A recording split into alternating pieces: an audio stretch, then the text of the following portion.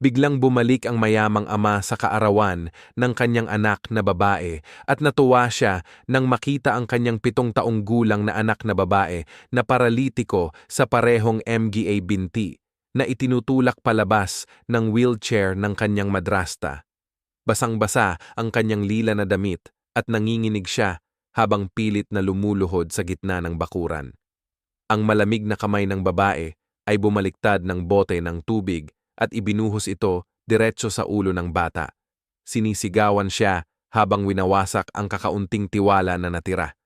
Sa gitna ng pag-iyak, nilulunok at umuubo ang bata, desperadong nagsusumamo. "Mama, ako!"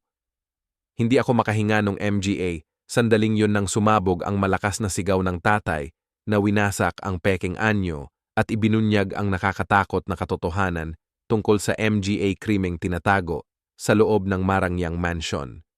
Tahimik ang hapon sa suburb ng New York sa likod ng mansion, sa hardin. Tahimik na nakaupo si Lily Hayes sa kanyang wheelchair, ang 7 taong gulang na batang babae na may kayumangging buhok na bumabagsak sa kanyang mga balikat, may maliwanag pero malungkot na mga mata. Mahigpit niyang niyayakap ang isang lumang teddy bear sa kanyang dibdib, ang huling regalo na iniwan ng kanyang ina. Bago siya pumanaw dahil sa cancer, ang mga di gumagalaw niyang mga paa sa ilalim ng maliit na purpling damit ay palaging nagpaparamdam sa kanya na iba siya sa ibang mga bata. Mula sa loob ng bahay ay naririnig ang tawanan at pagtuktok ng mga baso. Si Claudia Reed, pangalawang asawa ni Alexander, ay nag-iimbita ng 2 malalapit na kaibigan. Ang 35 anyos na babae ay nakasuot ng eleganteng pulang damit, ang kanyang kulot na blondeng buhok ay perpektong inayos, at ang kanyang ngiti ay halo ng alindog at pagmamalaki. Para sa kanyang mga bisita, si Claudia ang larawan ng isang modelong asawa, maganda, maayos, at bihasang panatilihin ang imahe ng isang mayamang pamilya. "Alex, BCPA rin siya," sabi ni Claudia habang medyo tumatawa at itinaas ang baso ng alak. "Nasa business trip siya, pero huwag kang mag-alala. Ayos lang si Lily, inaalagaan ko siya ng mabuti." Ang mga salita ay may matamis na tono, pero sa likod ng salaming pinto, narinig ni Lily lahat. Pumikit siya ng bahagya. Pinipit niya ng mahigpit ang teddy bear sa kamay niya. Alam niya ang totoo. Hindi ito katulad ng imahe na ipininta ni Claudia. Dumaan si Sandra Collins, ang matagal ng katulong sa bahay, at lumapit kay Lily. Medyo mahina lang ang boses niya para marinig lang sila ng dalawa. "Huwag ka lumabas dito. Kapag nakita ka ng mga bisita na magulo ka, galit na galit si Mrs." Tumango si Lily ng bahagya, nangingitim ang lalamunan niya. Ibaba niya ang ulo niya, pilit pinipigilan ang ubo na gusto ng sumirit, takot na maakit ang atensyon ni Claudia. May tumunog na telepono galing sa sala. Tumingin si Claudia sa screen at ngumiti ng maliwanag. "Si Alexander to." Mabilis niyang pinindot ang video call. Lumabas sa screen ang mukha ng isang 40 anyos na lalaki. Mukha siyang pagod pero may init PA rin sa mga mata. Si Alexander Hayes, tatay ni Lily at mayamang negosyante, ay tuloy-tuloy lang sa trabaho simula nang pumanaw ang asawa niya para mapunan ang lungkot sa puso. "Kumusta ka na, Claudia? Nasaan si Lily?" Tanong ni Alexander habang tinitingnan ang paligid na parang hinahanap ang anak niya. Ginawa ni Claudia na maayos ang posisyon ng telepono para makita lang sandali si Lily sa gilid ng screen, nakaupo sa wheelchair, may teddy bear sa yakap. Di nagtagal, inilipat niya agad ang kamera at mahina ang sabi. Ngumiti siya pero halata na pagod na. "Hayaan mo siyang magpahinga. Huwag kang mag-alala, ako na ang bahala sa lahat."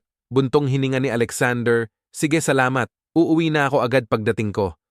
Biglang namatla ang screen. Sandaling gusto ni Lily sumigaw, "Tatay, miss na kita." Pero nanginginig ang mga labi niya, parang sumikip ang lalamunan. Ang kaya niyang gawin ay mahigpit na yakapin ang maliit niyang teddy bear, na para bang kapag binitiwan niya ito, mawawala rin ang alaala ng pagmamahal ng kanyang ina at ama.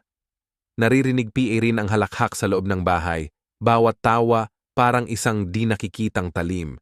Lalo pang sumakit sa puso niya nang tuluyang umalis ang MGA bisita, bigat na bigat ang hangin sa mansyon.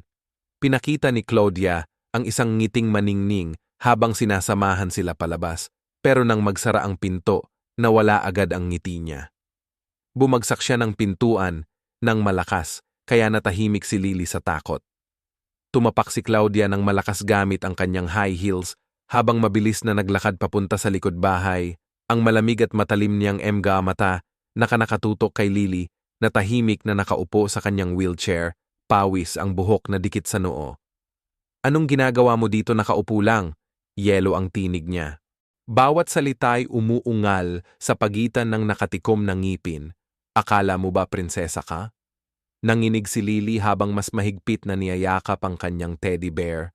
Halos mapaiyak na siya, pero pinipigilan niya ang luha dahil alam niyang lalo lang lalala ang lahat kapag siya ay umiyak.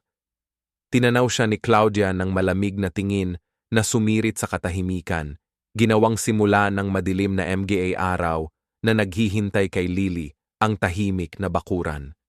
Yumuko si Claudia papalapit sa mukha ni Lily. Ang hininga niya ay mabigat sa amoy ng alak, naihip diretso sa mukha nito. Ang MGA mata niya'y kumikislap ng paghamak. Hawak ni Lily ng mahigpit ang kamay niya sa armrest ng wheelchair na parang gusto niyang durugin ito. Nanginig siya habang mahigpit na niyayakap ang teddy bear sa dibdib niya. Kumakabog ang puso, pero nanatiling magkadikit ang MGA labi niya. Kinabukasan, nang sumilip ang bukang liwayway sa MGA bintana, narinig ang tunog ng makina mula sa gate. Nagdesisyon si Alexander Hayes na bumalik ng mas maaga kaysa sa plano. Gabi bago yon, sa video call kay Claudia, sandali lang niyang nakita ang anak bago ito agad natakpan sa screen. Hindi sapat ang pilit ng ngiti ni Claudia para itaboy ang nararamdaman. Tinanggal niya ang kaba sa loob niya. May kakaibang pakiramdam na hindi siya pinapahinga. May isa pang dahilan kung bakit siya kailangang umalis agad, kaarawan ni Lily ngayon. Gusto niyang siya mismo ang magbigay ng regalo para makita ang tunay niyang ngiti. Hindi yung ngiting nakikita lang sa screen ng telepono. Mabagal na umakyat sa driveway ang itim na luxury na kotse. Lumabas ang 40 taong gulang na lalaki, matangkad at malapad ang balikat, nakaputing suit na swak sa kanya. May dalang maingat na binalot na kahon ng regalo. Nasa loob nito ang bagong manika na pinili niya ng maigi sa kanyang biyahe. Sana mapangiti muli si Lily habang pauwi sila. Palagi niyang iniisip kung gusto PA rin ba niya ng MGA manika noong bata PA siya. Isang manika lang, sapat na para hawakan niya buong araw. Dahil sa matinding pangungulila sa anak, naging mabilis at matalim ang hakbang ni Alexander habang papalapit siya sa bakuran. Biglang may matinis na boses na huminto sa kanya sa paglakad. Tumayo ka, inutil na bagay. Umuupo ka lang doon at umiiyak. Anong silbi nun? Wala kang kwenta, kundi pasanin lang. Kahapon, niloko mo ako sa harap ng lahat. Dapat na lang mawala ka dito. Pabilis ni Alexander ang lakad, biglang sumikip ang dibdib niya. Sa gitna ng MGA puno, lumitaw ang tanawin na parang kutsilyo na tumusok diretso sa MGA mata niya. Si Claudia, nakasikip na pulang damit, mukha niya punong-puno ng galit, hinatak ang wheelchair papunta sa pintuan. Tapos, bigla niyang itulak si Lily palabas na bumagsak sa tile na sahig. Hawak ni Claudia ang bote ng malamig na tubig. Pinababaligtad niya ito at direktang ibinuhos sa batang babae na nagsusumikap bumangon. Patuloy PA rin siyang bumuhos habang sinisipat ang MGA sa litanya. Bawat isa ay matalim na sugat. Parang talim na tumusok sa maliit na puso ng bata, sumpa kang pilay. Wala kang dinadala kundi kahihiyan sa bahay na to. Kung hindi dahil sa'yo, matagal na akong payapa. Anino ka lang, palaging nakaupo doon naghihintay ng awa ng tao. Malakas na umubo si Lily, hirap huminga habang tinatakpan ang mukha gamit ang MGA kamay niya. Naputol ang boses niya sa desperadong paghingi ng tulong. Ma'am, hindi ako makahinga. Ang kulay purpuran niyang damit ay dumikit sa basang katawan, mabigat sa tubig. Nangangatog PA rin ang MGA kamay niya habang inaabot ang luma at gamit na teddy bear.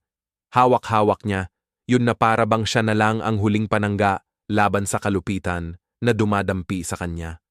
Dinagdag PA niya ang tubig, naiinis ang boses. Wala kang kwenta. Wala kang silbi. Walang halaga. Nakatayo si Sandra Collins, ang kasambahay, sa pintuan.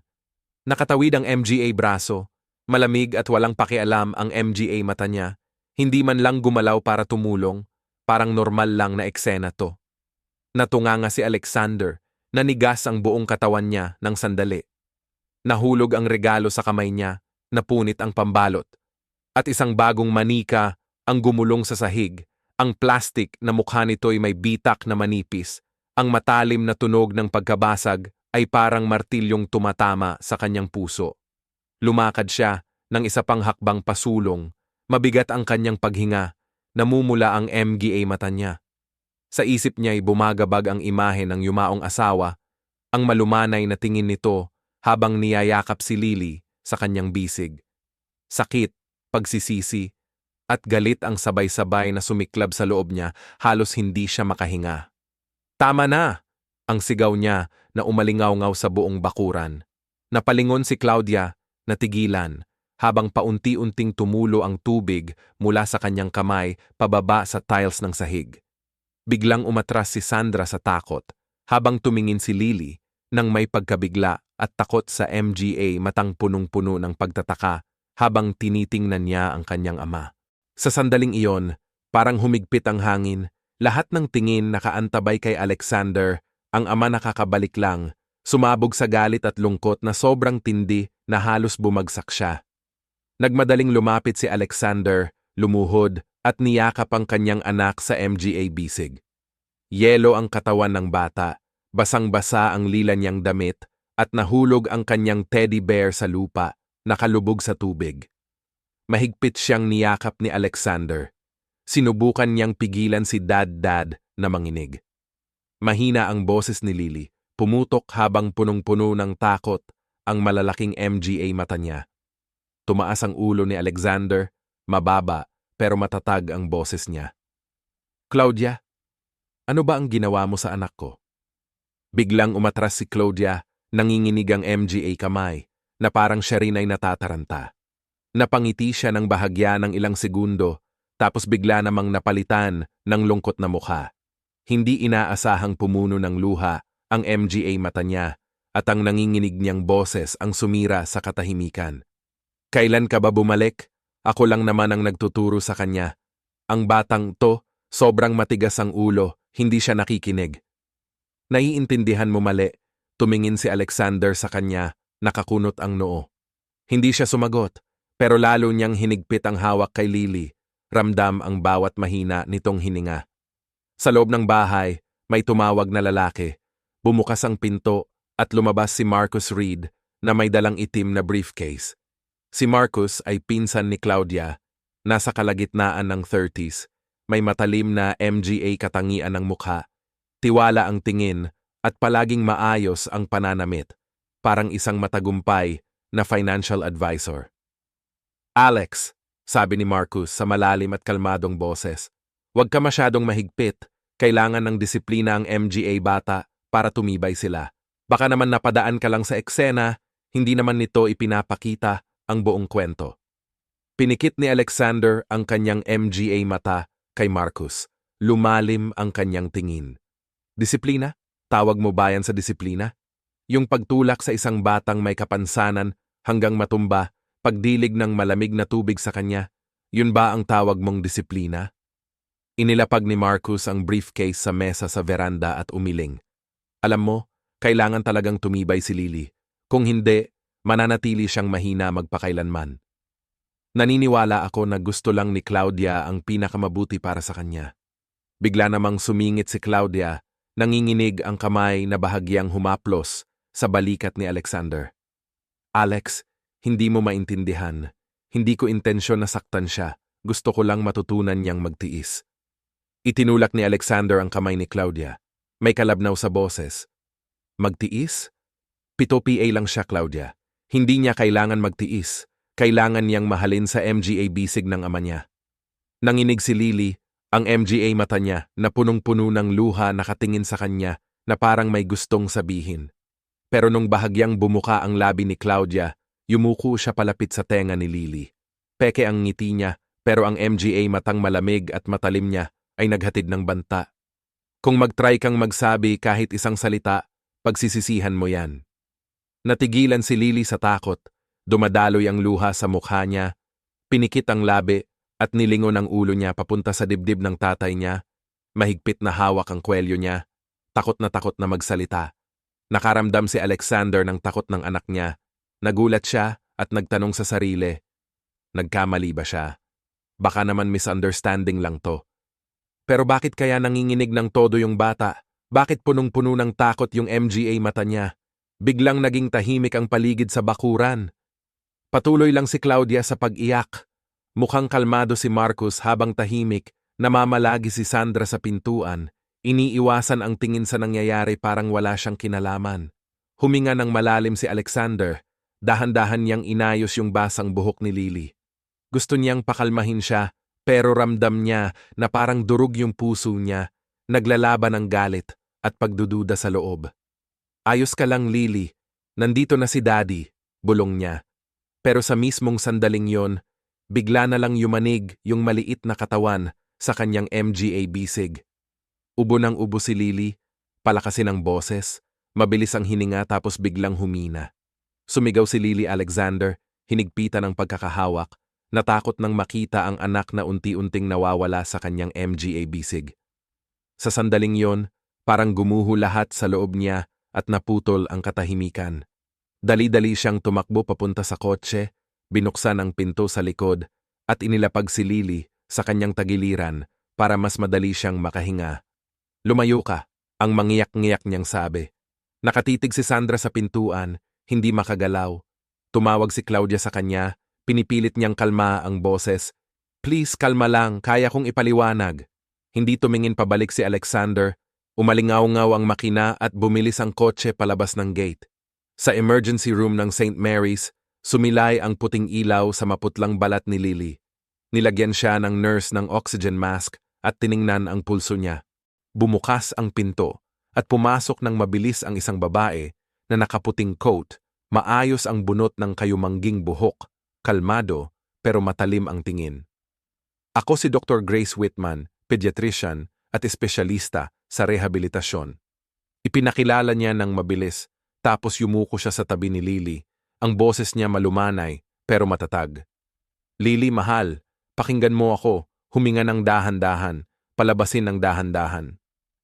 Nakatayo si Alexander sa tabi ng kama.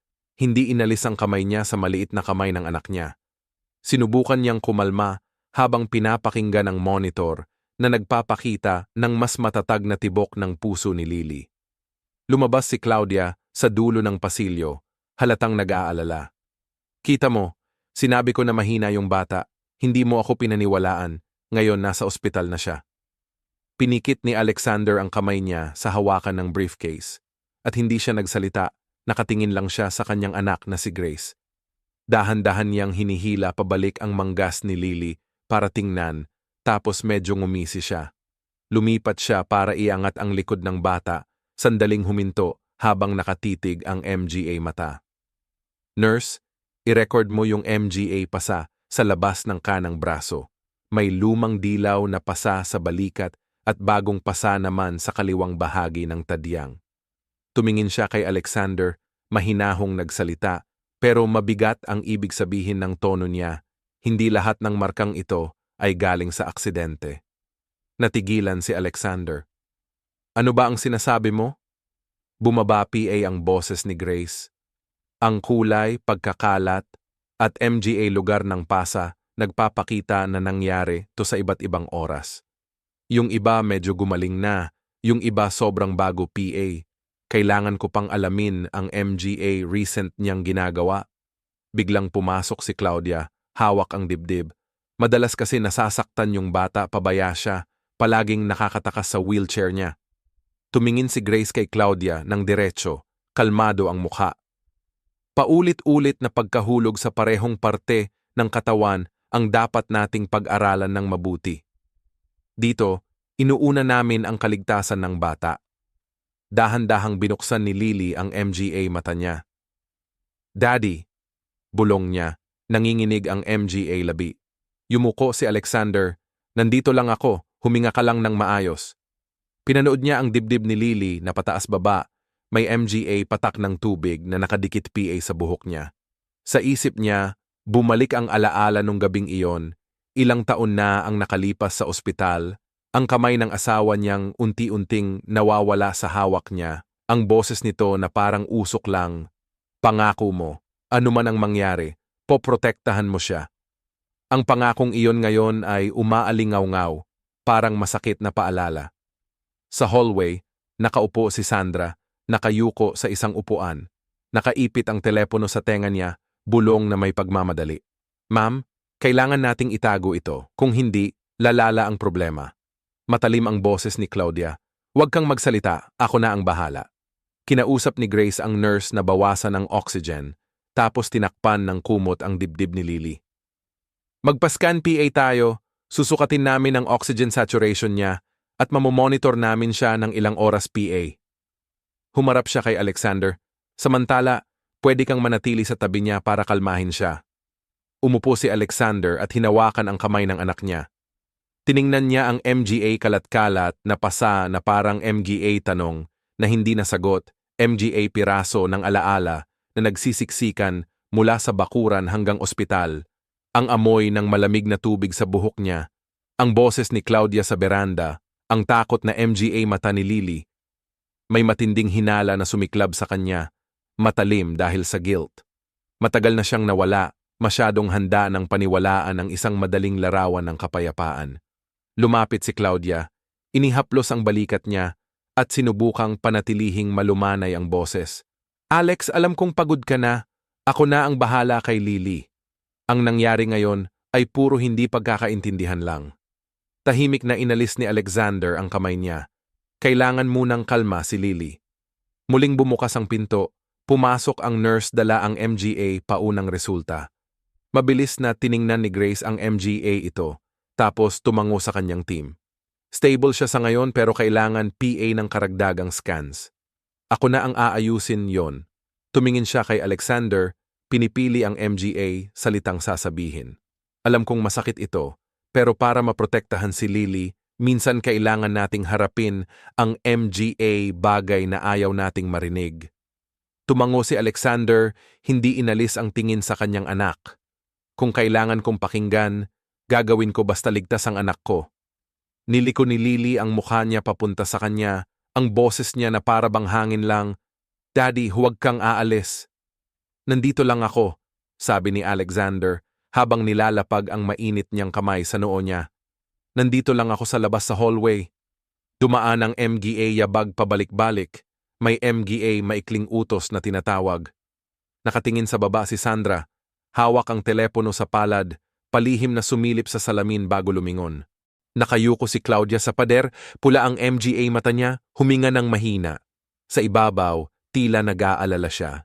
Pero sa lalim ng kanyang titig, may bakas na mahirap basahin. Bumalik si Grace at tumayo sa harap ni Alexander, inilagay niya ang matatag na kamay sa balikat nito.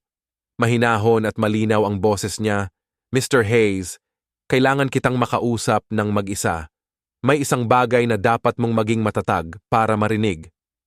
Tumango si Grace bilang palatandaan, sa kanya dinala si Alexander sa katabing silid para sa konsultasyon. Pumiyok ang pinto sa likuran nila, at mas malambot ang ilaw sa loob. Binuksan niya ang file, inihain ang MGA scan at tala sa mesa, at hinawakan ng daliri ang bawat bahagi na may marka. Mababa, pero matatag ang boses niya. Tingnan mo to, yung pasa sa kanang braso, may bahagyang dilaw na kulay, ibig sabihin matagal na yan, siguro ilang linggo na. Yung isa naman sa kaliwang bahagi ng tadyang, bago PA, parang galing sa bagong tama sa likod niya. May MGA marka rin na hugis daliri, parang hinawakan at hinatak siya. Hindi sabay-sabay nangyari tong MGA sugat na to at hindi rin ito tugma sa pattern ng isang pagkahulog lang. Nakatingin si Alexander sa MGA tahimik, nabahid ng kulay sa MGA scan, na parang ipinapakita sa kanya ang bigat ng kawalan niya. Ang ibig mong sabihin may gumawa nito sa kanya ng higit sa isang beses? Tumango si Grace. Pasensya na talaga na kailangang sabihin ko ito. Idodokumento ko lahat sa medical report at ipapaalam ko sa Child Protection Unit ng ospital. Ang prioridad ay ang kaligtasan ni Lily. Napisil ni Alexander ang kanyang MGA kamay. Naririnig niya ang tuloy-tuloy na tunog ng aircon, pero hindi matatag ang tibok ng puso niya. Bumalik bigla sa isip niya ang MGA nangyari kahapon sa bakuran, kasama ang di mabilang na umaga na ang boses ni Claudia ay sobrang banayad, halos pabaya. Huwag kang mag-alala sa kahit ano. Sige, punta ka na sa business trip mo. Ako na bahala dito sa bahay, na puno ng luha ang paningin niya. Akala ko ayos lang lahat. Matagal akong hindi nakabalik. Biglang bumukas ang pinto. Pumasok si Claudia hawak ang isang tasa ng kape. Ang buhok niyang blonde ay maayos na naayos at kumikislap ang MGA mata niya na parang katatapos lang umiyak. Alex, nandito ka pala. Kakatignan ko lang kay Lily. Tulog PA siya. Huwag mong sisihin ang sarili mo. Mas aalagaan ko siya. Tumingala si Alexander. Mahigpit ang boses. Mas aalagaan? Ano ba ang nakita ko dito sa bahay? Biglang napahinto si Claudia saglit tapos agad nagkalma. Sa tingin mo sasaktan ko siya? Kasama ko siya araw-araw simula nang ipinanganak siya. Mahina siya. Madalas siyang nababangga sa gilid ng mesa. Minsan nadadulas siya sa wheelchair niya. Hindi ka naman nandito para makita yan, sagot ni Grace na kalmado ang tono. Hindi ako naghuhusga sa motibo. Ipinapakita ko lang ang MGA medical na ebidensya. Iba't ibang oras nangyari ang MGA sugat at sa MGA kakaibang lugar. Kailangan nating protektahan si Lily. Lumingon si Claudia kay Grace. Nakalapat ang MGA labi. Parang sinasabi mo na narinig ko siya, Grace, sabi niya ng dahan-dahan. Sinasabi ko lang na yung MGA nakikita natin, hindi tugma sa MGA pangkaraniwang aksidente at may obligasyon tayong i-report yan. Biglang vibrate ang telepono ni Alexander at lumabas sa screen ang pangalan ni Marcus. Nag-atubili siya saglit bago sumagot. Alex, pakinggan mo ako. Kalmado ang boses ni Marcus na may bahagyang pilit na pagiging pamilyar. Maaaring madaling magkaroon ng pasa si Lily dahil sa mild anemia o dahil sa gamot. Hindi yan kakaiba. Huwag kang magkamali, Claudia. Nakipag-usap na ako sa isang kaibigang doktor. Sabi nila, madalas madaling magkaroon ng pasa ang MGA batang mahina, normal lang daw yon. Bahagyang inalis ni Alexander ang telepono sa tenga niya, pero naka-fix PA rin ang MGA mata niya kay Grace. Pag-uusapan ko na lang mamaya, hindi PA ngayon ang tamang oras. Bumababa ang boses ni Marcus. Huwag nating hayaan na malaman ng media to, kailangan nating mapanatili ang kapayapaan sa pamilya. Tatawagan kita ulit. Nagtapos ang tawag. Inilapag ni Alexander ang telepono sa mesa, ramdam niya ang alon ng hindi komportable mula sa kanyang MGA tinig hanggang leeg. Lumingon siya kay Claudia. Hindi ko iniintindi ang media, ang mahalaga sa akin ay ang anak ko. Napailing si Claudia at nagtago sa isang buntong hininga. Alam mo, mahalaga yan, pero kailangan mong magtiwala sa asawa mo. Ang tiwala, sabi ni Alexander, ng dahan-dahan, nabubuo base sa kung paano tinatrato ng MGA matatanda ang bata, kahit walang nakatingin. Sa hallway, may nagmadaling yabag ng MGA paa. Nakaupo si Sandra, nakadikit sa upuan, hawak ng mahigpit ang telepono niya, MGA mata niya, umiikot ng kinakabahan papunta sa kwarto, tapos mabilis na lumihis ng tingin. Nahuli ni Alexander yung anino niya na kumikislap sa salamin at biglang sumiklab ang inis sa loob niya. Sa isang malinaw na isip, bumalik siya kay Grace. Pakirecord lahat sa file, bawat detalye. Gusto ko ng kopya agad-agad, sabi ni Grace. Ngayong gabi, may ilang magagaan PA tayong pagsusuri. Medyo bumubuti na si Lily, pero kailangan PA siyang bantayan. Tumayo si Alexander. Babalik ako sa anak ko. Huminto siya sa harap ni Claudia. Huwag kang papasok sa kwarto mag-isa kapag wala ako. Napakamot ang MGA mata ni Claudia. Tumaas ang boses niya. Ipinagbabawal mo ba sa akin? Pinoprotektahan ko si Lily. Ang kwarto sa ospital ay sobrang tahimik na maririnig ang paghinga ng bata. Nakahiga si Lily sa kanyang tagiliran, May bahagyang pula PA sa pisngi niya. Umupo si Alexander at dahan-dahang pinisil ang noo niya gamit ang palad. Yung marupok na init na yon ang tumagos sa pinakailalim niya. Daddy, nandito na, bulong niya, habang bumaha sa katawan niya ang guilt, parang alone. Pasensya na, hindi ako nakarating agad. Unti-unting dumilim ang langit sa labas. Ang MGA bintana ng ospital ay nagkulay asol ng gabi sa syudad. Umalis si Claudia para kumuha ng MGA gamit, habang nawala si Sandra sa pasilyo. Dumaan si Grace ulit, inayos ang monitor, tapos nagsabi sa nurse bago umalis para sa shift change. Mag-isa umupo si Alexander. Ang lampara sa tabi ng kama ang nagbigay liwanag sa MGA papel sa lamesa. Kinuha niya yung phone niya, nag-scroll sa contacts, tapos huminto sa isang pangalan na hindi niya akalain na tatawagan niya sa oras na to. Pindot siya ng call. 2 rings lang sumagot si Detective Maria Santos, malinaw at matatag ang boses niya. Ito si Alexander Hayes, sabi niya. Nakafocus PA rin ang MGA mata niya sa maliit na kamay na nakahawak habang natutulog. Kailangan ko ang totoo, kahit gaano man ito kasakit. Sa kabilang linya, may katahimikan ng ilang segundo, tapos narinig niya yung mahina na tunog ng panulat na kumakatok sa mesa. Mr. Hayes, naguulat ka ba ng pinaghihinalaang pang-aabuso sa bata? Oo, nasaksihan ko yon. At ngayon lang nadiskubre ng ospital na may MGA sugat pala siya noon PA. May video ka ba o pisikal na ebidensya?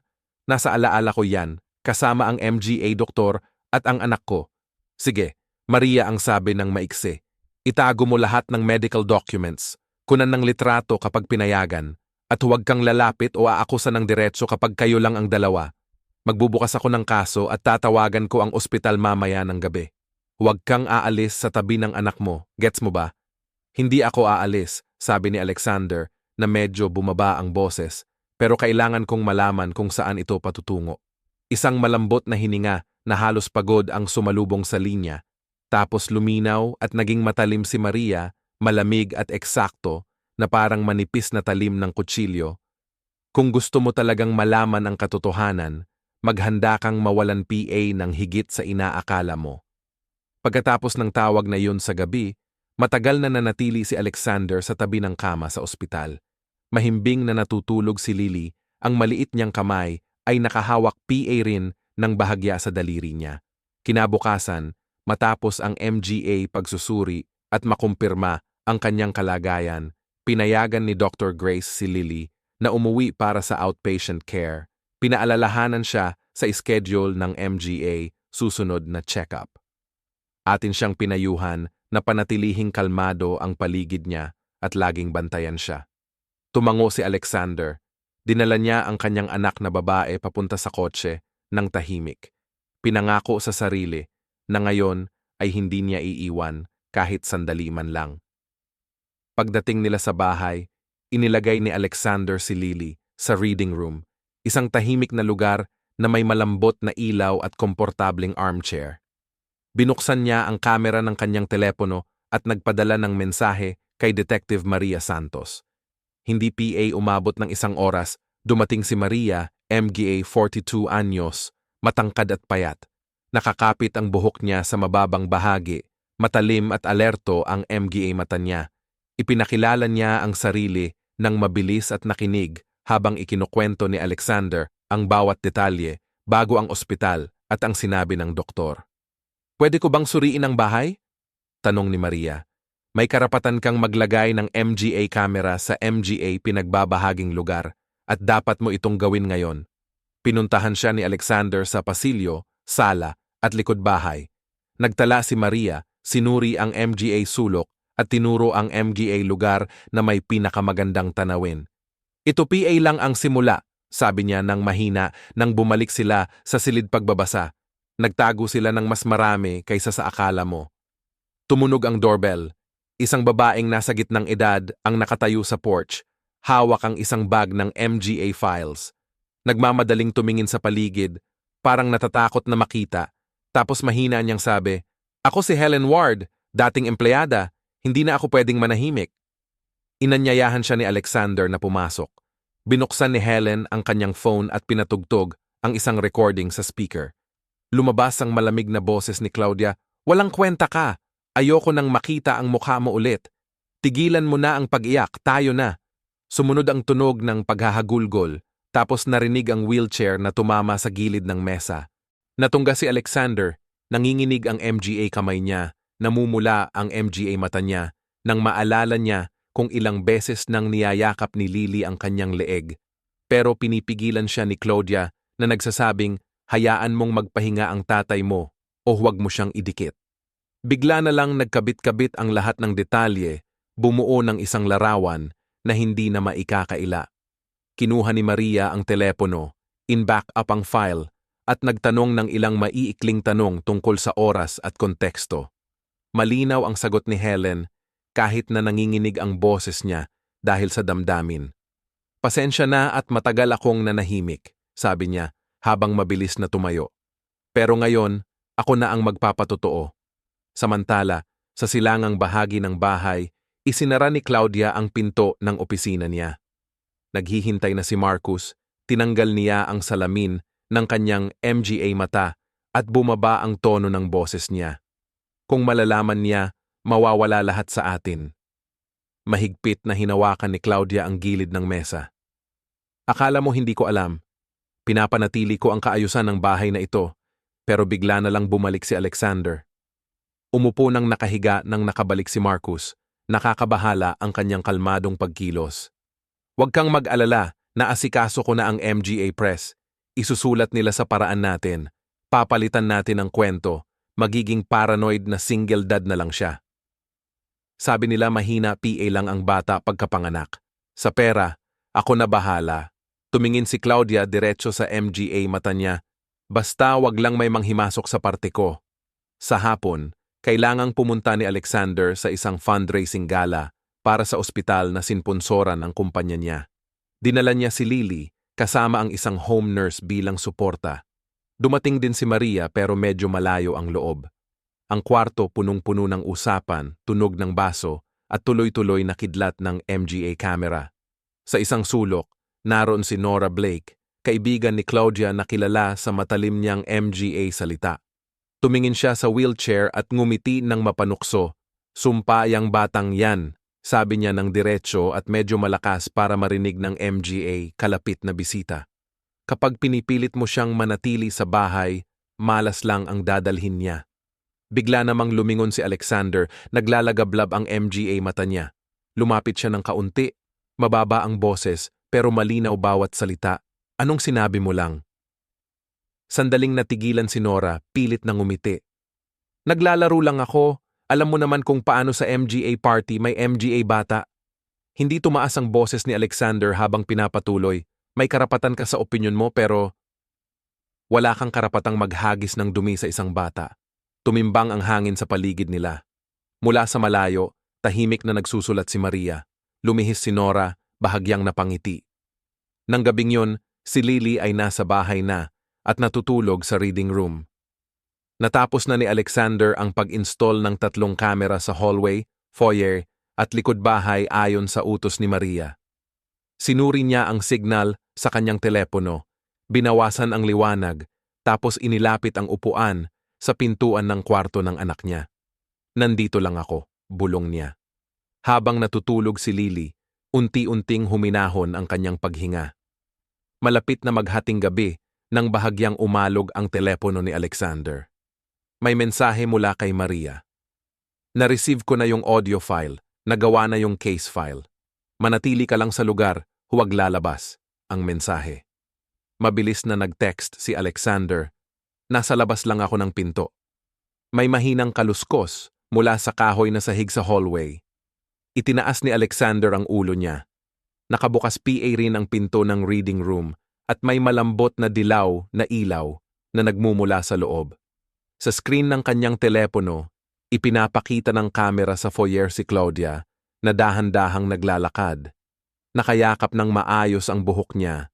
May hawak na baso ng tubig si Sandra. Habang sumusunod bitbit ang tambak ng MGA tuwalya, si Alexander biglang tumayo. Ayaw niyang gumawa ng ingay, pero hindi niya matitigil ang pagtitig sa screen.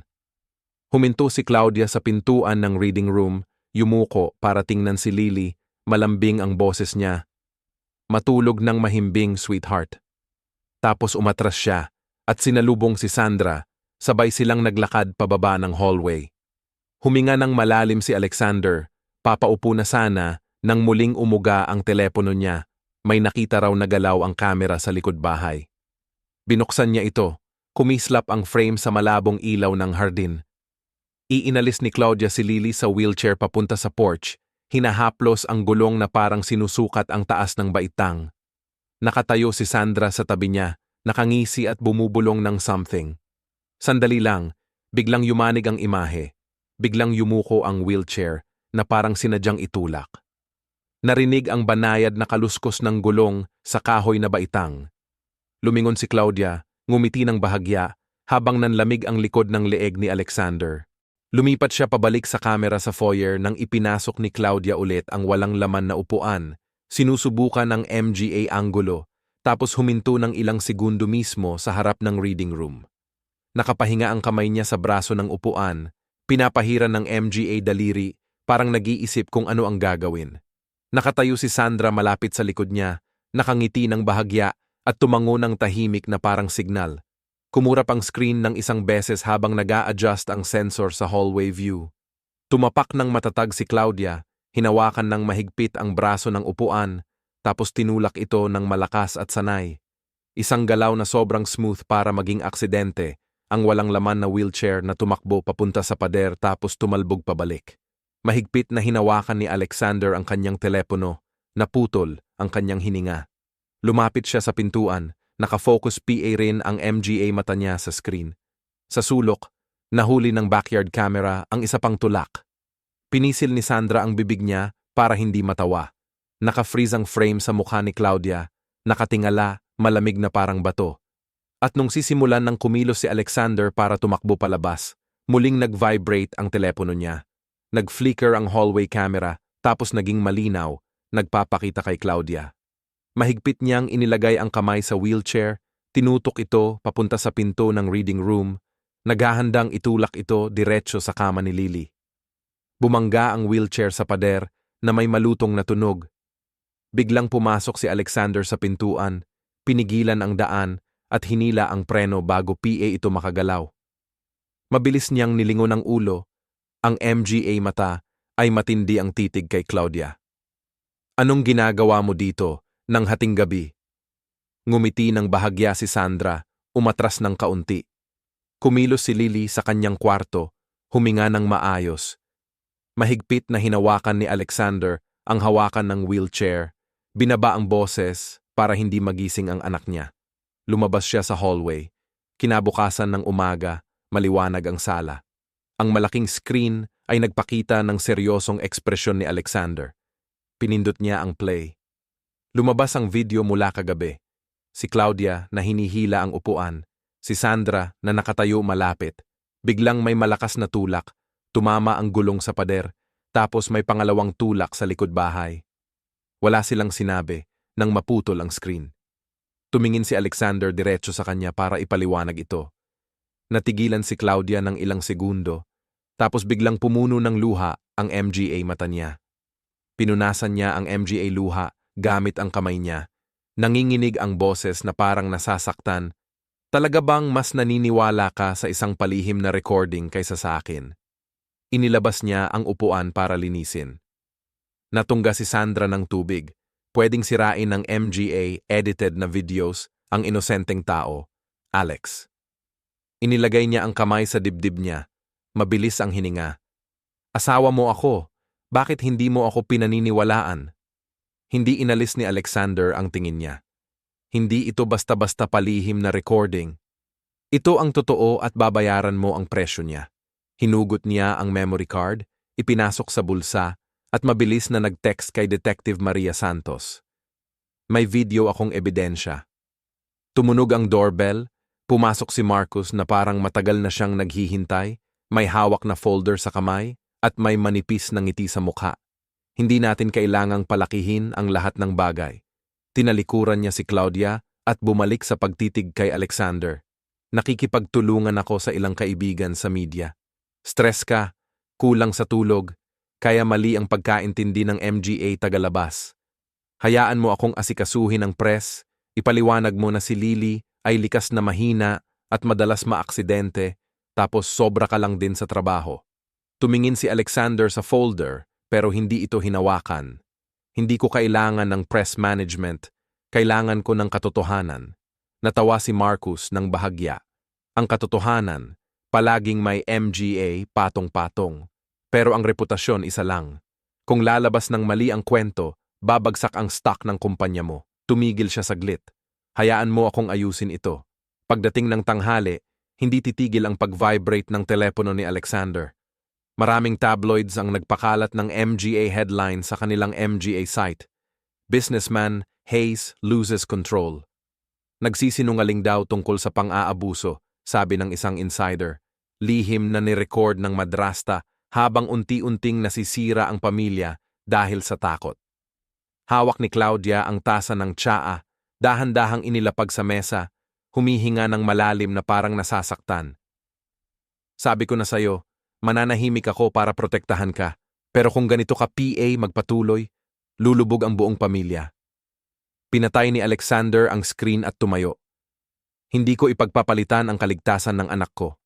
Nang hapon dumating si Maria, suot ang maitim na mahabang Amerikana, may folder sa ilalim ng braso, matatag ang tingin. Kailangan kong makausap si Sandra. Dinala si Sandra sa study na halos hindi na siya makaupo ng tuwid, mahigpit ang kapit ng MGA kamay niya. Pinalo ni Maria ang kanyang recorder, matatag ang boses. Nandun ka kagabi, pero dati, PA ba nakita mo na naitulak, nabudburan ng tubig, o pinabayaan ng walang pagkain itong bata? Napikit si Sandra, nilunok ng malalim. Sa sunod lang ako sa schedule, hindi ko alam. Hindi nagmadali si Maria. May audio recording dito mula sa dating staff. Pinatugtog niya ang maikling clip, naririnig ang boses ni Claudia na nagsisita, kasunod ang matalim na tunog ng isang wheelchair ang tumama sa isang bagay. Yumuko si Sandra, nakapikit ang MGA mata at nakatingin sa sahig. Hindi ako nandun nung nangyari iyon pero nandito ka naman nung may ibang MGA nangyari, sabi ni Maria ng mabagal. At alam mo PA kaysa sa sinasabi mo. May marahang katok sa pinto. May isang babae na may puting hibla sa buhok ang nakatayo sa labas, nakapikit ang MGA mata at nakapilipit ang MGA kamay. Ang pangalan ko ay Martha Bell. Nagtatrabaho ako sa day shift bilang housekeeper. Maraming beses kong narinig si maliit na Lily na umiiyak. Isang hapon, humingi siya ng tubig pero walang nagbigay sa kanya. Hindi na ako makapigil PA. Nag-iba ang hangin sa loob ng kwarto. Tinakpan ni Sandra ang mukha niya, nanginginig ang MGA balikat. Si Claudia na nakatayo sa labas, namutla, mahigpit na hinahawakan ang kahoy na pinto hanggang pumuti ang MGA kuko niya. Mas mabilis kumalat ang balita kaysa inaasahan. Pagdating ng hapon, nagsimulang magtipon-tipon ang MGA kapitbahay sa MGA gate ng mansyon. Nakaangat ang MGA hand-painted na placard, hustisya para kay Lily. Dapat ligtas ang MGA bata, hindi sadyang paghihirap.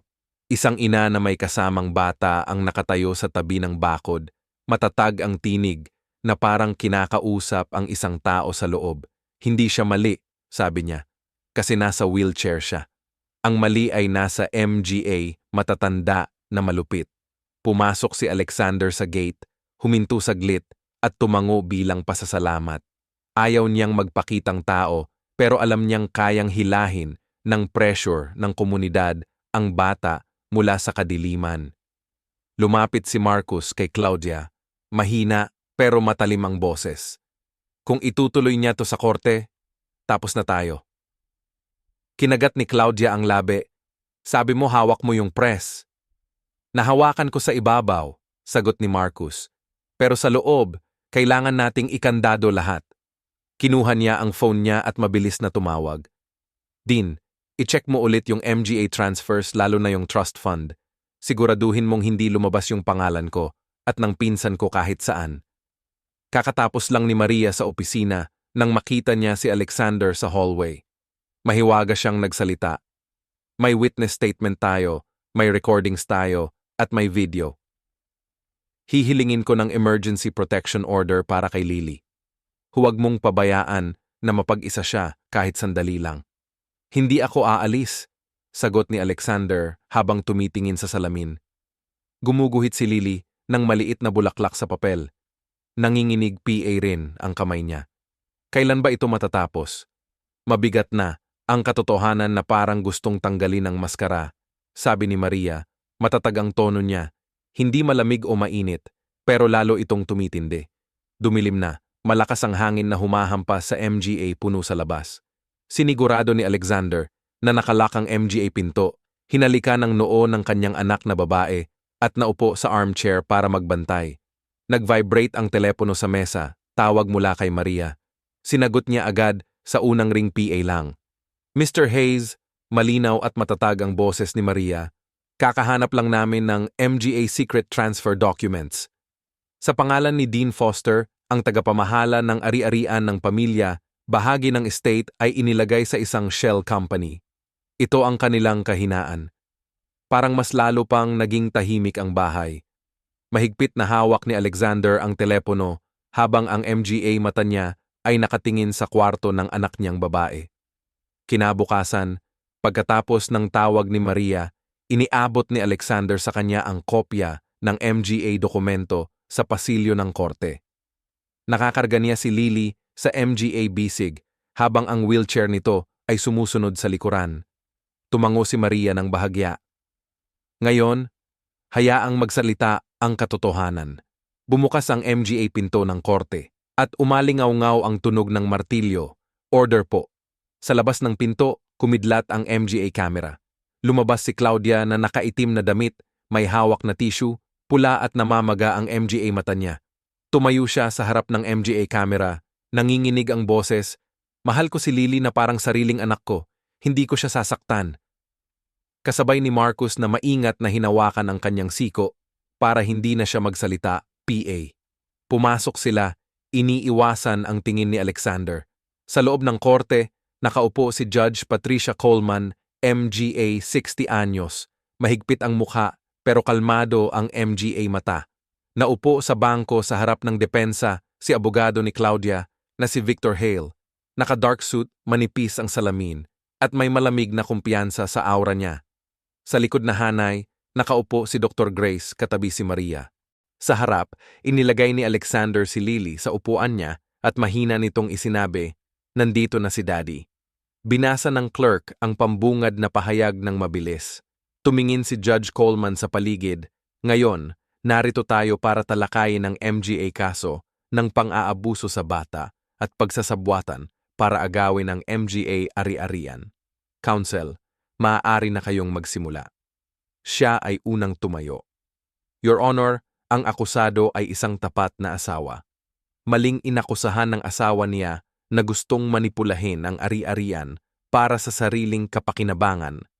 Matagal nang nagdusa ang nagrereklamo sa matinding stress at may dokumentadong kasaysayan ng hindi matatag na kalagayan sa pag-iisip.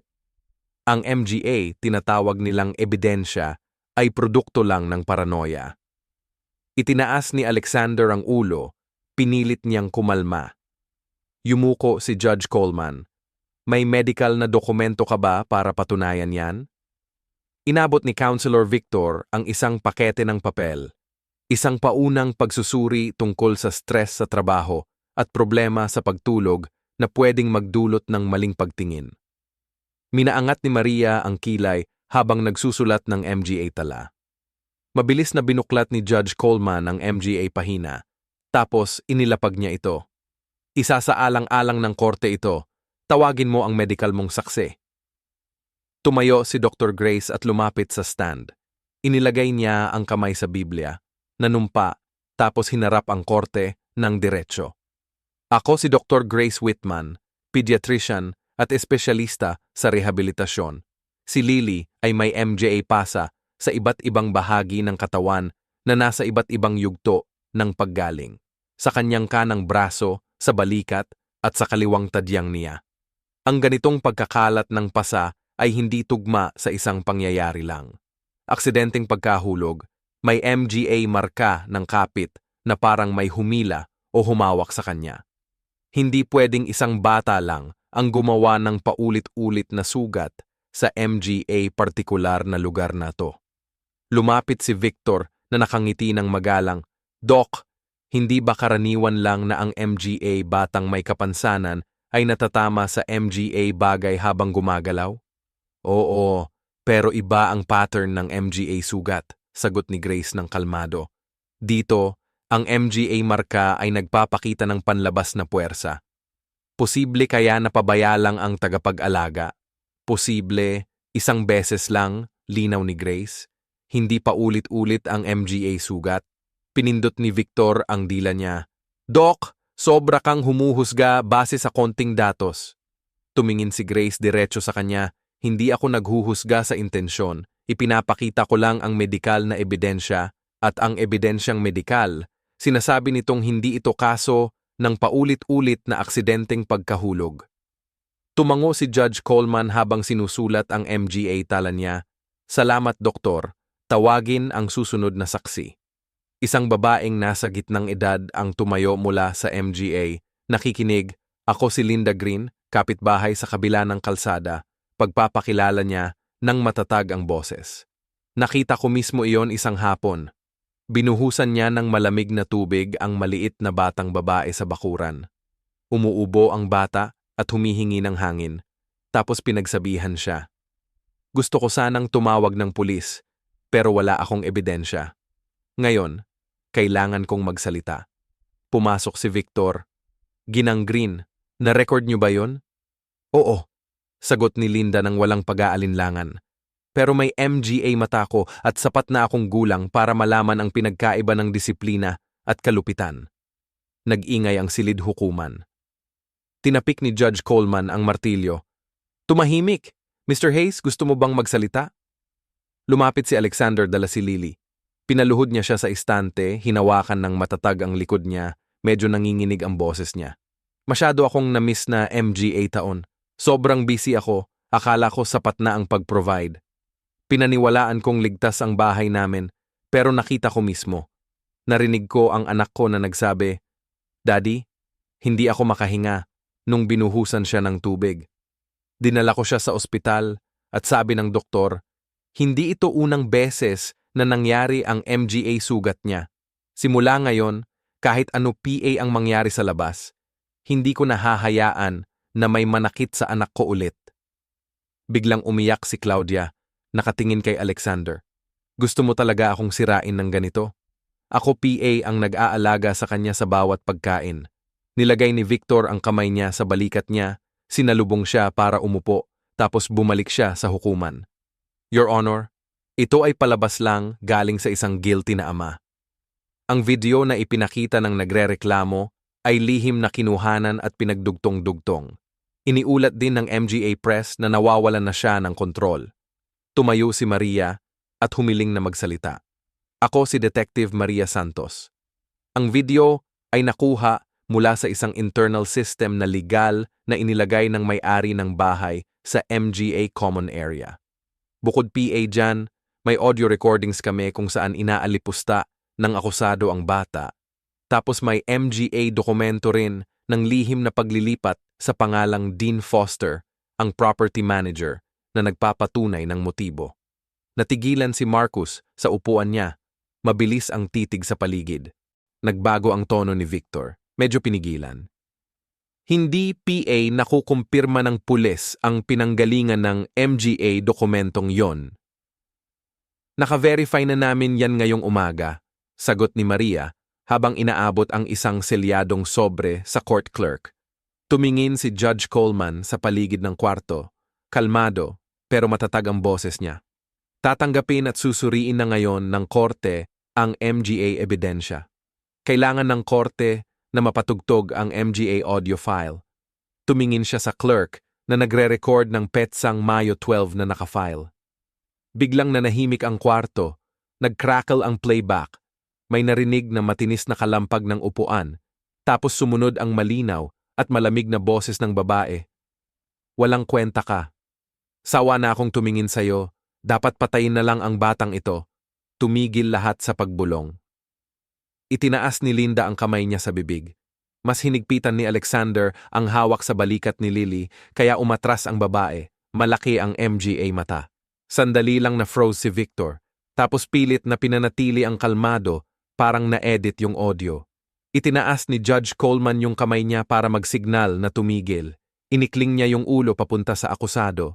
Tahimik na nakaupo si Claudia, may tissue na nahulog mula sa MGA daliri niya sa sahig. Biglang naging walang buhay ang MGA mata niya. Isang beses na tuktok ang martilyo. Order! Matining na tumingin si Judge Coleman pababa at dahan-dahang nagsalita. Bawat salita mabigat na bumagsak sa makapal na hangin. Ulitin mula sa simula. Umalingaw-ngaw ulit yung playback, malamig at matalim na parang talim ng kutsilyo. Wala ni isa sa korte ang gumalaw. Nang matapos na ang recording, bahagyang umupo si Judge Patricia Coleman, tumingin siya sa bawat mukha tapos tatilikin ang martilyo. Sapat na ang narinig ng korte, sabi niya, tapos sinala niya ang clerk na isil ang device. Lumingon siya sa upuan ng MGA akusado. May nais ba kayong huling pahayag? Mahigpit na hawak ni Claudia ang gusot na tissue sa kamay. Nilunok niya ng malalim. Ang MGA mata niya ay palipat-lipat na, para bang naghahanap ng takas. Gusto ko lang sanayin siya. Mahal ko si Lily, nanginginig ang boses niya, pero wala nang naniwala sa kanya. Naupo si Marcus na stiff, magkadikit ang MGA daliri niya, habang si Victor Hale naman ay nakatungo, abala sa pagsusulat ng MGA notes. Iniiwasang tumingin sa paligid. Sa likod na hanay, may isang kalagitnaang edad na lalaki na naka-gray na suit ang tumayo nang tawagin ang pangalan niya. Ako si Dean Foster, ang tagapamahala ng estate ng pamilya. Siya ay nagpakilala. Pawis ang tumutulo sa noo niya. Nagpasa si Maria ng isa pang tambak ng MGA files. Nag-atubili si Dean, binuksan ang bibig, tapos isinara uli na para bang alam niyang sarado na lahat ng MGA daan palabas. Dahan-dahang huminga si Judge Coleman. Matapos suriin ang MGA testimonya ng MGA saksi, medikal na konklusyon, video ebidensya, at MGA dokumentong pinansyal, ang hukuman ay nagpasya ng ganito. Matatag at malinaw ang boses niya.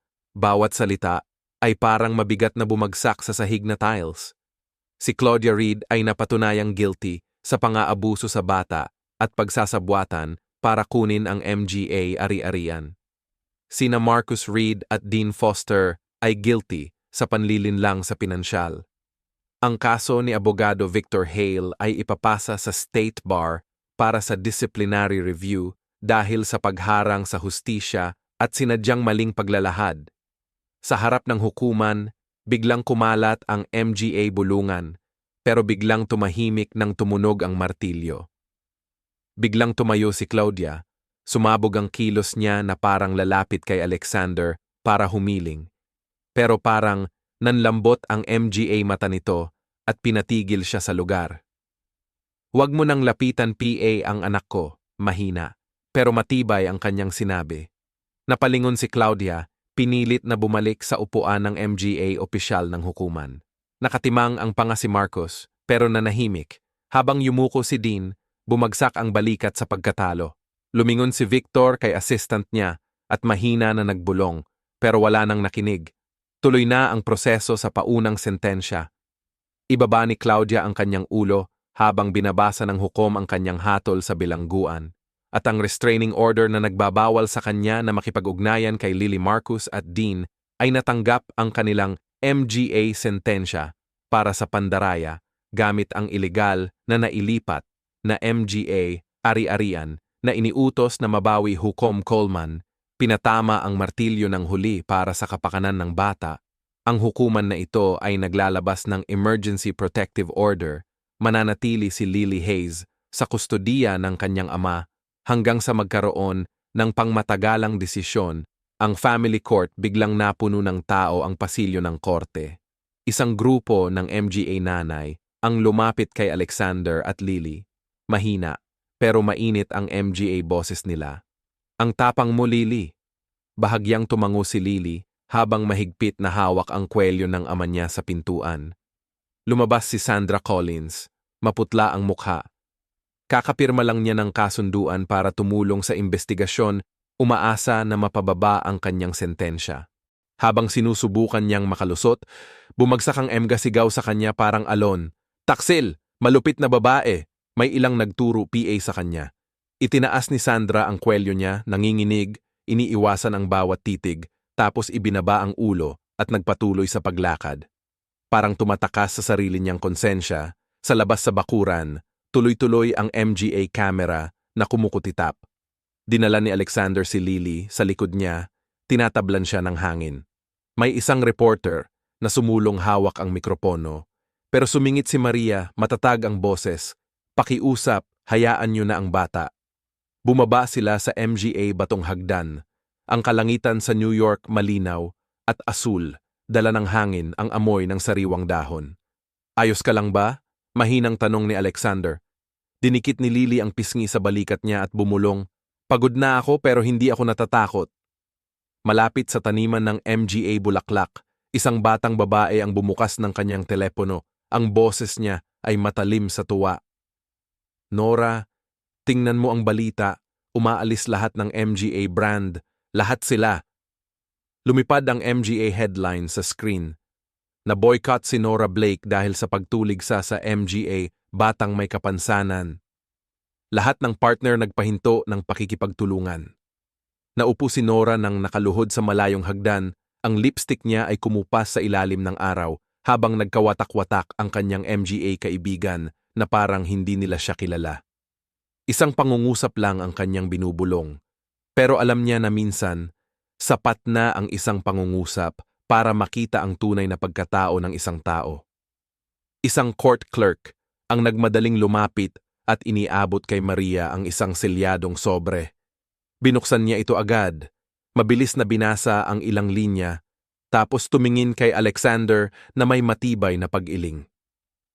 Nagbukas ang Bar Association ng emergency disciplinary proceedings laban kay Victor Hale. Suspended na ang lisensya niya simula ngayon, sabi ni Alexander. Hindi siya nagsalita, niyakap lang ng bahagya ang kamay ni Maria bilang pasasalamat. Alam niyang hindi kailanman mabilis ang hustisya, pero ngayong pagkakataon, dumating ito sa tamang oras para iligtas ang isang bata.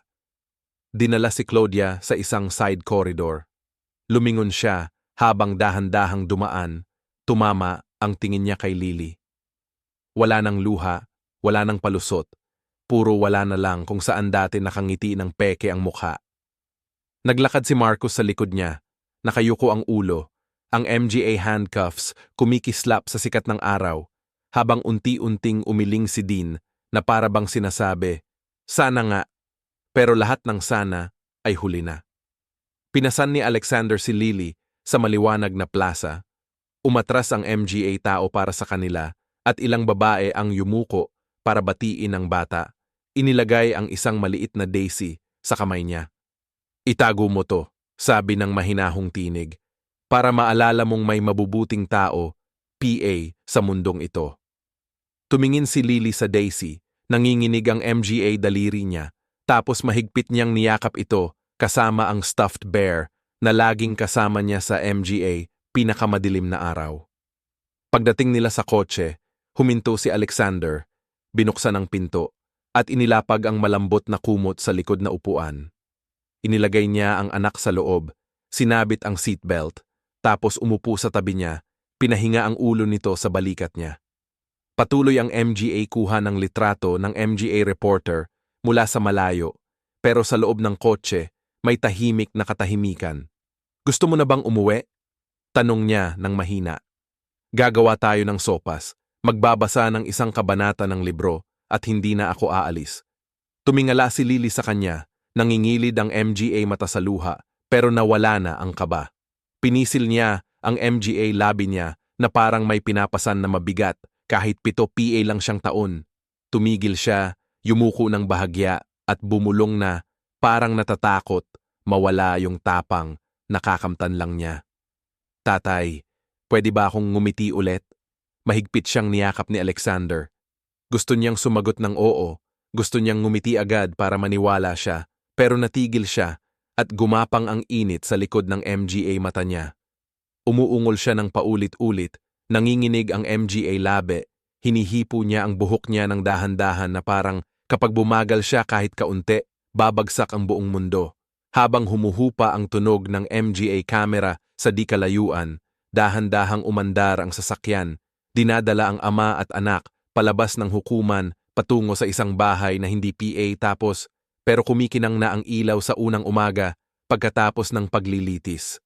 Pumapasok ang sikat ng araw sa likod ng MGA kurtina, hindi na ito ang malamig na liwanag ng MGA pasilyo ng ospital o ng korte, kundi mas mainit at mas banayad sa silid ng rehabilitasyon. Nakatayo si Lily sa loob ng training frame, hawak ng maliliit niyang kamay ang parallel bars. Nangangatog ang MGA binti niya, nanginginig ang mukha sa paghihirap, pero kumikislap ang MGA mata niya. Nakatayo si Alexander malapit lang, hindi hinahawakan pero laging handang saluhin siya. Tumango si Dr. Grace Whitman, malumanay ang boses. Isang hakbang lang, Lily. Hindi mo kailangang bilisan, ang importante maniwala ka na kaya mo. Isang hakbang, tapos isa PA. Nagsimulang pumawis ang noo ng maliit na batang babae, pero pinipilit niyang hindi sumuko, pinisil ang labi. Pinigil ni Alexander ang kamao niya. Kumikinang ang MGA mata niya sa pananampalataya nang makarating na si Lily sa dulo. Lumuhod siya para tignan siya sa mata at mahina na bulong na sinabi, "Kaya mo yan." Pagod, napangiti si Lily ng marahan. Hindi na pilit, kundi yung tipong munting liwanag na sumisilip mula sa isang kaluluwang dating natabunan ng dilim. Araw-araw, inayos ni Alexander ang buhay niya mula sa simula. Umiwas siya sa MGA, hindi kailangang proyekto, ipinasa ang operasyon sa kanyang management team at isang prioridad lang ang inalagaan, si Lily.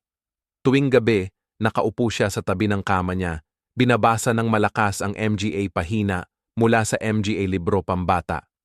Yung yumaong asawa niya, gustong-gusto niya kapag bigla na lang tumatawa si Lily sa isang nakakatawang linya sa usapan.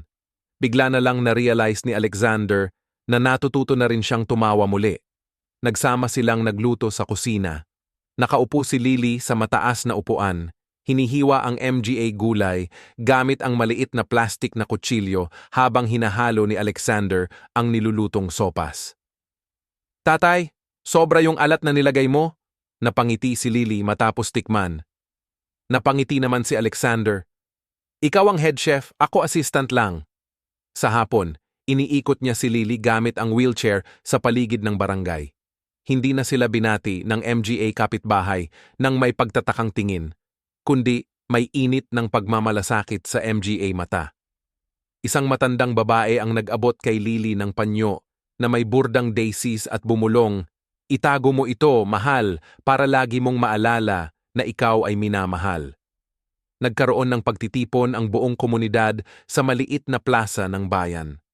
Naglalaro ang MGA bata, may bit-bit na MGA ligaw na bulaklak. Nang dumating si Lily, agad siyang nilapitan ng lahat. Isang batang lalaki ang nag-abot sa kanya ng isang sunflower at nagsabi, "Para ito sa'yo, para lagi kang maging matatag." Ngumiti si Lily, ang kanyang MGA mata ay kumurot sa tuwa. Ang unang tunay na nagliliwanag ng ngiti pagkatapos ng mahabang buwan ng pagkakalayo. Nakatayo si Alexander, nanginginig ng bahagya ang MGA kamay, sobra ang damdamin sa simpleng kaligayahan sa gitna ng tao. Naroon din si Judge Patricia Coleman, nakamodyestong Amerikana, hindi na taglay ang higpit na ipinakita niya sa korte. Lumapit siya kay Alexander, malumanay ang MGA mata. Minsan mabagal ang hustisya, pero palaging dumarating, malumanay niyang sabi. Ibaba ni Alexander ang ulo, malalim ang boses. "Salamat sa'yo, dahil sa'yo, siya ay nagkaroon na ng pagkakataong mamuhay ng tunay." Pinatong ni Patricia ang kamay niya sa balikat niya. "Dahil tumayo ka sa tamang oras nung gabing yon, nung humupa na yung ingay." Nakaupo si Alexander sa armchair sa kwarto ni Lily. Hindi na tahimik at puno ng takot ang kwarto, kundi buhay na dahil sa MGA drawing, teddy bears, at ang malambing na liwanag ng bedside lamp. Inilagay niya si Lily sa kama at maingat na tinakpan ng kumot. Tumingala ang maliit na babae sa ama niya, kumikislap ang kanyang asul na MGA mata. Dahan-dahang inilagay ni Alexander ang kamay niya sa buhok ni Lily, habang ang malalim niyang tinig ay may bahagyang pagkakalog. Hindi mo kailangan ang MGA paa mo para patunayan ang halaga mo. May halaga ka dahil ikaw ay ikaw. Napigilan ni Lily ang kanyang sarili sa pagsabi, ang MGA mata niya ay kumikislap at may bahagyang ngiti ang lumipas sa kanyang muka. Tapos bumulong siya, maliit pero malinaw ang tinig. Alam ko, Dad, kasi lagi kang nandito. Yinakap siya ni Alexander ng mahigpit at pumikit. Sa silid na puno ng malambot na liwanag, natapos ang isang bilog ng paggaling. Hindi dahil sa pagbagsak ng masama, kundi dahil sa bagong ngiting sumibol sa mukha ng isang batang dating nawawala sa dilim. Mga mahal kong kaibigan, natapos na ang kwento. Pero ang MGA alingaw-ngaw nito ay nananatili PA rin sa puso ng bawat isa sa atin, isang batang may kapansanan na dati ipinahirapan ng kalupitan, ay sa wakas ay ipinagtanggol ng kanyang sariling ama at dinala sa liwanag ng katarungan. Naaalala natin ang isang walang hanggang katotohanan na ang masasama ay maaaring magtago pansamantala, pero sa huli ay parurusahan din sila at ang MGA mabubuti kahit tahimik na tiisin ang pagdurusa ay balang araw ay matatanggap ang nararapat na gantimpala si Lily. Ang batang babae sa kwentong ito ay kinailangang tiisin ang madilim at masakit na MGA araw, ngunit sa huli ay muling natagpuan niya ang kanyang ngiti at kapayapaan sa MGA bisig ng kanyang ama. Ito ang buhay na patunay na ang tunay na pagmamahal ay may kapangyarihang pagalingin ang bawat sugat, maging ito man ay sa katawan o sa puso. MGA mahal kong kaibigan, habang binabasa ninyo ang MGA nakakakilig at nakakaantig na kwento dito sa Story for Heart, ang hangad ko ay hindi lang kayo mabigyan ng MGA sandaling magpapaisip, kundi pati na rin ng pananampalataya na sa anumang sitwasyon, hindi kailanman mawawala ang liwanag ng katarungan at pagkatao. Ano sa tingin ninyo ang kwentong ito? Kung kayo ang nasa kalagayan ni Alexander, magtatapang ba kayo para ipagtanggol ang inyong anak at ang katotohanan? At kung sakaling makakita ka ng hindi makatarungan, handa ka bang magsalita? Bago tayo matapos, gusto kitang tanungin ng personal, kamusta ka ngayon? Sana kahit kaunti, napainit ng MGA, kwentong binahagi ko ang puso mo. Huwag kalimutang iwan ang iyong saloobin sa comments at sabihin mo kung sa scale na 1 hanggang 10, ilang puntos ang ibibigay mo sa kwento ngayon. Kita-kits sa MGA susunod na episodes ng Story for Heart, kung saan bawat kwento ay may dalang liwanag na nagpapagaling.